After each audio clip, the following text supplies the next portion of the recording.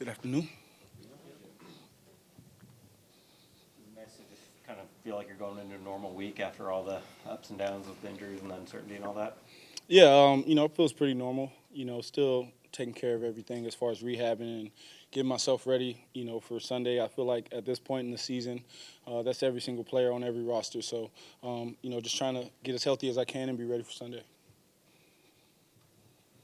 What stands about this Pittsburgh defense to you when you look at it? Obviously, they're quite good. TJ Watt's a thing, but what else kind of piques your interest? Well, starts with TJ Watt, 17 sacks. One of the better defensive players in the league. Great edge guy. A guy who he has it all. He's got the bull rush. He's got quicks on the edge. He's really good at punching the ball out, causing havoc, getting turnovers for them. And also great at batting balls at the line of scrimmage. So just being mindful of where he is at all times. Knowing that we have to have a plan for him and be able to make sure that he isn't impacting the game the way that he has. And then overall, a Mike Tomlin coach team, a defense that plays hard, that gives you multiple looks.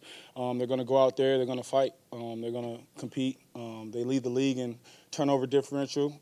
They're plus 10 right now, and they get a lot of turnovers. And you can see they're in a lot of close games. They figure out ways to win at the end.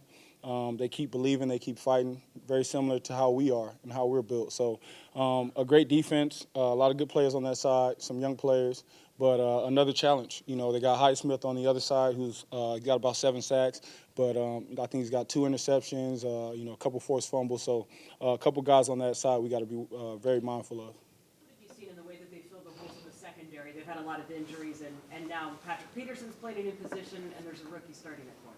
Yeah, man, I feel like I've been playing Pat, my entire life since high school. To see him transition into safety, he's always been an athlete. He's always been able to play all the positions, and I don't think that's no difference. I think he's always going to be an impact player. That's just the type of guy he is, type of ability that he has.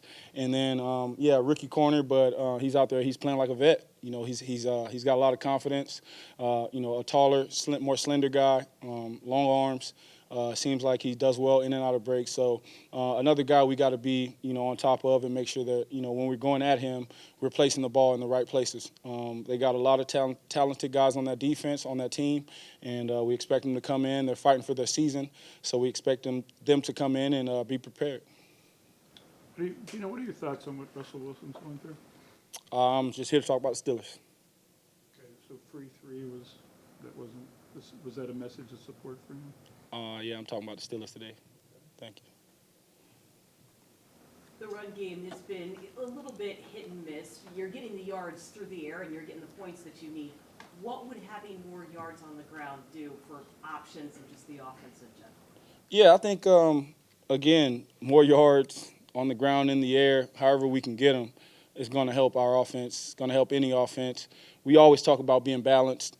That's a huge thing here. It's a big part of who we want to be as an offense. And so the more we can run the ball, the more efficient we can be in the running game. It'll open up everything else for our passing game, for our play action, for the boots and the nakeds. It all works together. And it also allows the line to get settled in, allow those guys to, move guys, get their feet moving, start to dominate games, take over games. It just helps out in a bunch of ways. So, of course, that's something we got to stay on top of. Does it matter I know balance doesn't necessarily mean it's 50-50. Does it matter how the yards are distributed when you look at the final box score, as long as the W is there? Yeah, I don't think stats matter. The only stat that matters is a win. I don't think any of those stats really matter if you don't win. But obviously, you want to be efficient in all, aspects of the game. And so whether that's passing, whether that's running, third down, red zone, it's all about being efficient. And that's a big part of our offense. So as long as we win, I could care less about how the numbers look. That's something we'll fix later. But obviously we want to just be efficient and be great at all things. How critical is it to be efficient inside the red zone, with the balanced attack that you're talking about against the fifth-ranked defense? The red zone is all about positive plays. It's a shorter field for the defense, right? So they obviously have that advantage. And as an offense, you just want to continue to, if you can, move the chains, continue to move the ball forward. If you get any negative plays in the red zone, it'll kind of set you back. So, for us, we just talk about being positive. around the league, the yards per rush is going to be down, the yards per pass is going to be down because of the shortened field. So you just want to make sure that you're getting positive runs, 2 and 3 yard runs, being able to move the chains, and then once you get inside that 5, just finishing the drive with a touchdown, whether that's a pass or a run. So being efficient down there in the red zone is big too. Looks like Dan Marino and Damon Heward sent you a gift. Is that right? Yeah, that was cool.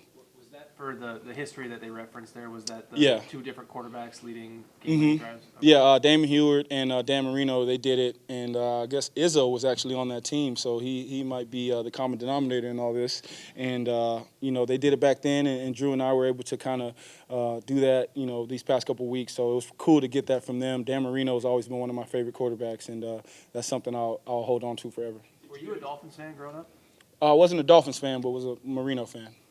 Did you get a chuckle out of the fact that it ended up being the same score of the games even for both you and Drew? I know. I actually just realized that, and that was, it's kind of how football is sometimes, man. It just kind of happens like that, 17-20, both games, and that was pretty cool, man. Just for both of us to have that moment, especially for Drew to have that moment, and for it to come out the way that it has, that's pretty cool. You hit Jackson for that 20-yarder to start the 96-yard drive. He had the 3rd down on the last drive.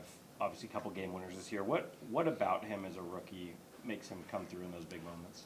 I think it starts with his confidence. He's from day one.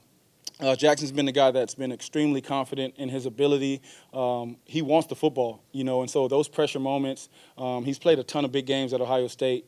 He's been the go-to guy all his life, so he wants the ball. And in those moments, he knows, it's going to probably come to him. And he just gets to the right spot. He's got great hands. He makes the tough catches look easy. And, he's a dynamic player.